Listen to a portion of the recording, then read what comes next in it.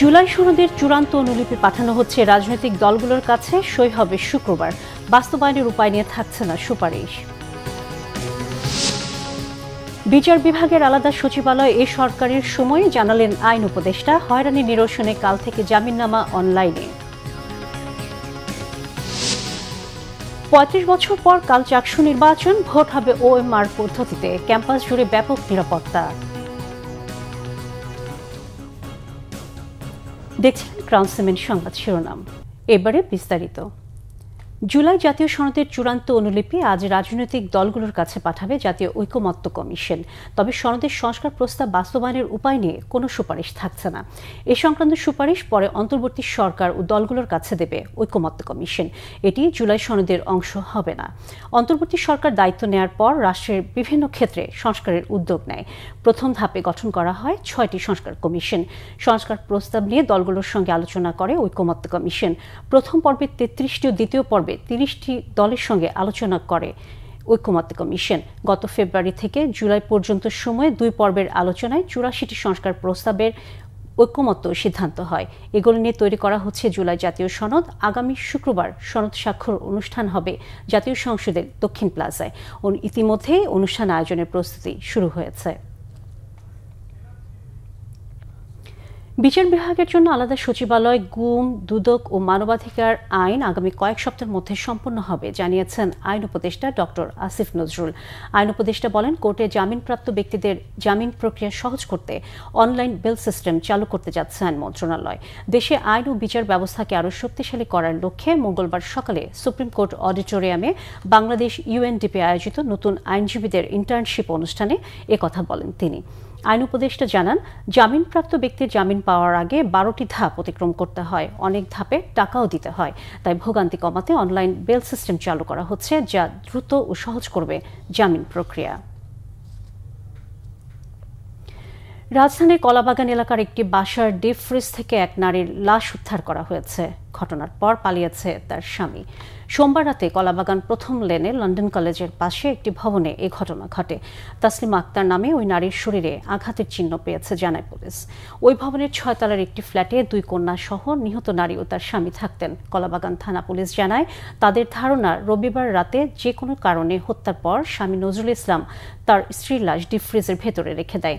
দম্পতির সন্তান ও স্বজনরা নারীর নিখোঁজের বিষয়টি জানালে পুলিশ সে বাসায় গিয়ে পুরো বাসা তল্লাশি করে।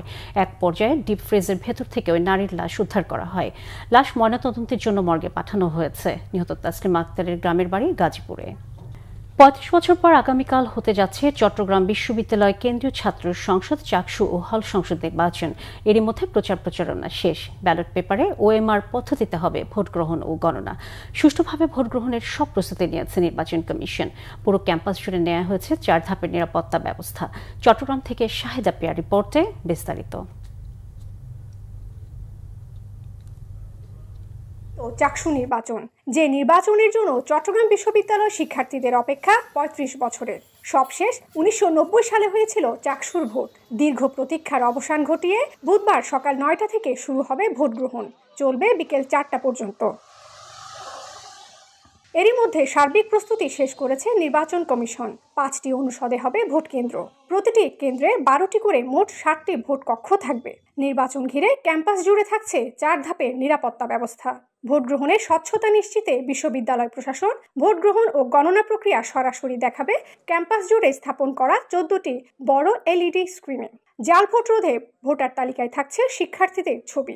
40টা ভোট দিতে গড়ে যে সময় লাগে তার থেকে অতিরিক্ত সময় ধরে গোপন কক্ষ তৈরি করেছি। ছবিযুক্ত ভোটার তালিকা, স্বচ্ছ ভোটের বাক্স এবং ব্যালট পেপার, গোপন কক্ষ, এভরিথিং রেডি।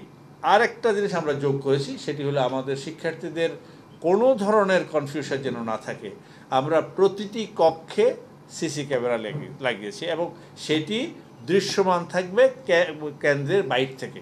এদিকে সুষ্ঠু নির্বাচনের প্রত্যাশা জানিয়ে ভোটাররা বলছেন, প্যানেল নয়, ভোট দেবেন প্রার্থীদের যোগ্যতা বিবেচনায়। আমাদের যে প্রার্থীরা আছে সবাই আর কি মোটামুটি অনেক কোয়ালিটিফুল এবং তারা সিস্টেম বেজ রাজনীতি করে। কেউ ভোট দেওয়া মানে বাকি থাকবে না, ভোট দিতে আসা।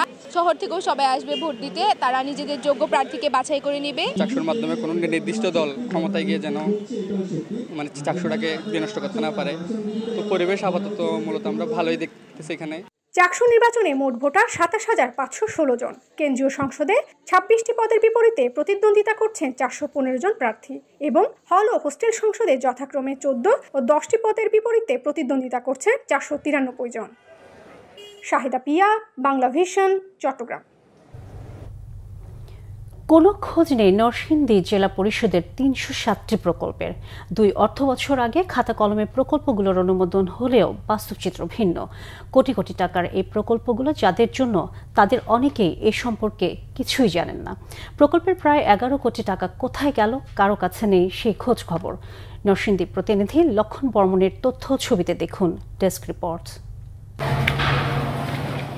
২০২৩-২৪ অর্থ বছরে নরসিংদী জেলা পরিষদের অধীনে রায়পুরা উপজেলার রামনগর উচ্চ বিদ্যালয়ের বাউন্ডারি দেয়াল নির্মাণের জন্য বরাদ্দ দেওয়া হয় ৫ লাখ টাকা, কিন্তু এর কোনো দৃশ্যমান অগ্রগতি দেখা যায়নি। নামমাত্র একটি ছোট দেয়াল দেখা গেলেও সেটি কোন খাতে নির্মাণ হয়েছে জানেন না স্থানীয়রা। প্রকল্প বাস্তবায়ন না হয় বহিরাগত ও বখাটেদের প্রবেশও ঠেকাতে পারছে না স্কুল কর্তৃপক্ষ। এতে ব্যাঘাত ঘটছে পাঠদানে। তো আমরা আসলে এখনো জানি না যে টাকা কি হলো বা কি অবস্থায় আছে।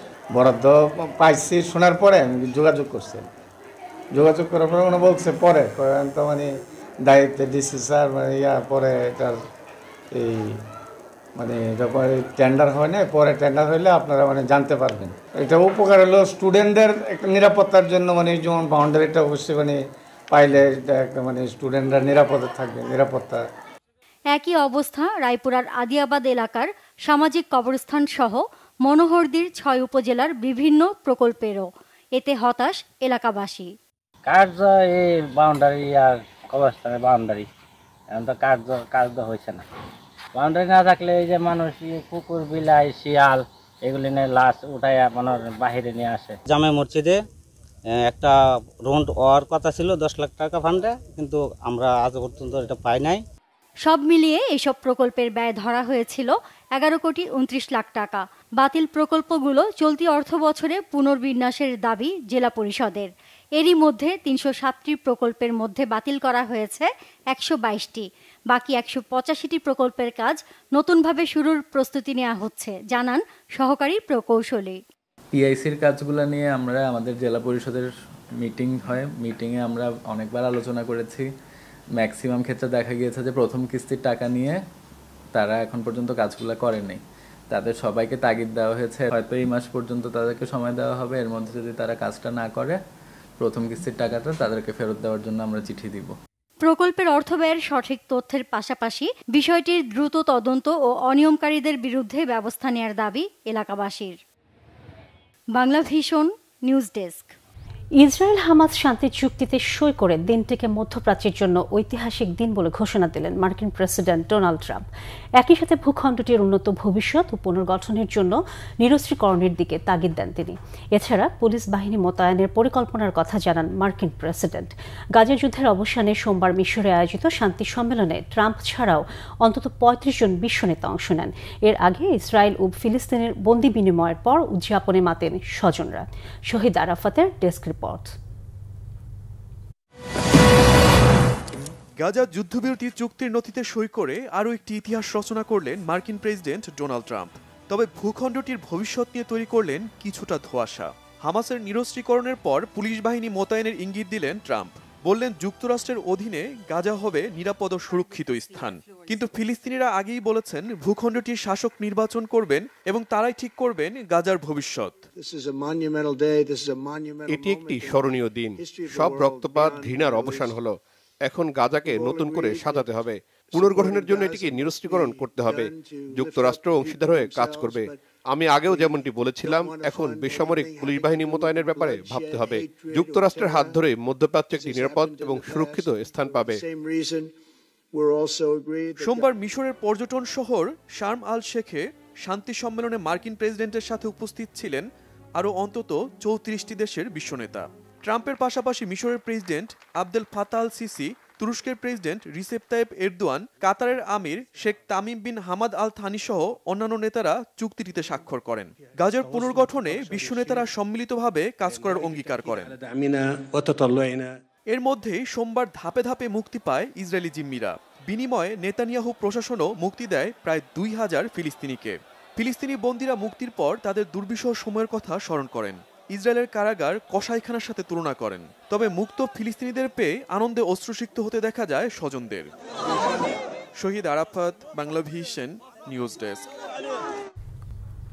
দর্শক, এ ছিল এখনকার মতো। পরের সংবাদ দুপুর 2টায়, এর আগে একটাই রয়েছে নিউজ টপ 10, দেখার আমন্ত্রণ রইল।